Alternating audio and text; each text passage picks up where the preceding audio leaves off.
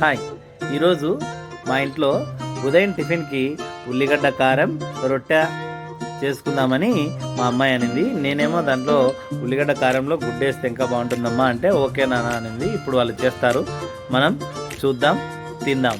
ఓకేనా? రొట్టెలు తయారు చేసే విధానం.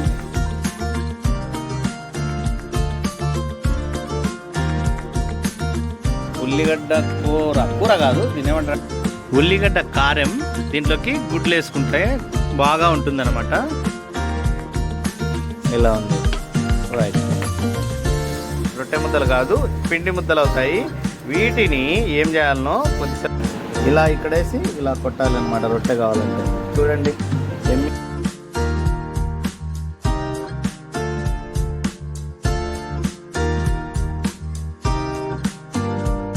ఎంత బాగా అయింది.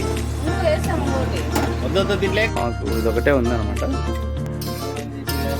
ఎందుకో గిన్నెలో మావాడు గుడ్డు కొడుతున్నాడు.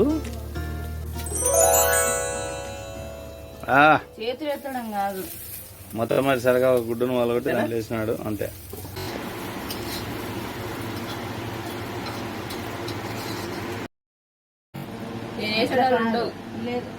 అదిగో చూడండి, పెన్న మీద వేసేసింది అన్నమాట.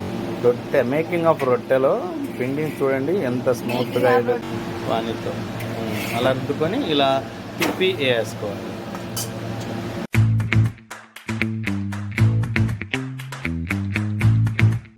రొట్టె కాలుతా ఉంది. ఆ రొట్టె పొయ్యి మీద పెన్నం ఉంది, ఆ పెన్నం మీద అలా పట్టుకొని అలా వేసుకోవాలన్నమాట. అండర్ ట్రైనింగ్ ఆఫ్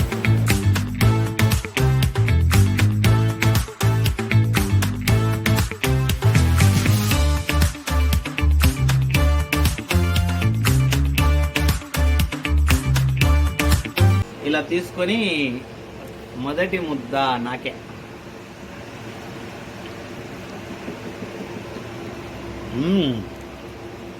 ఉల్లిగడ్డ చట్నీ విత్ గుడ్డు రొట్టె ఆకు ఎక్సలెంట్. విత్ ఉయ్యాల గురించి చెప్పాలి. లెవెలే వేరు, మజానే వేరు, టేస్టే వేరు.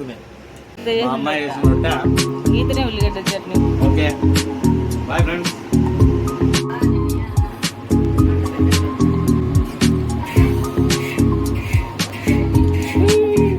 ఎట్టిందబ్బి?